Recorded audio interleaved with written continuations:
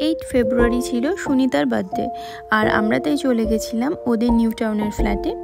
ওখানে পৌঁছেই দেখলাম ওর হাজব্যান্ড সমস্ত কিছু অ্যারেঞ্জ করে চারিদিকটা সাজিয়ে একদম কেক কাটার জন্য রেডি করেই রেখেছিল।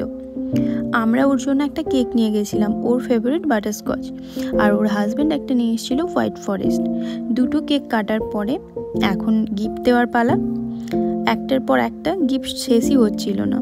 কিছু গিফট এর মধ্যে ওর বোনও পাঠিয়েছিল, আর সামনেই ভ্যালেন্টাইন্স ডে, তাই বার্থডে আর ভ্যালেন্টাইন্স ডে সমস্ত পাওনাই যেন আজই মিটিয়ে দিচ্ছিল। ছোট বড় সমস্ত গিফটগুলোই খুব সুন্দর হয়েছিল। যদিও এটা বলা ভুল, গিফট কখনোই ছোট হয় না। তো সবশেষে আমাদের পালা, আমরা ওর জন্য একটা গিফট নিয়ে গেছিলাম, আর যেটা ওর খুব পছন্দ হয়েছিল, তাই আমি ওর গলায় এটা পরিয়েও দিয়েছিলাম। কেমন লাগলো তোমরা অবশ্যই জানিও।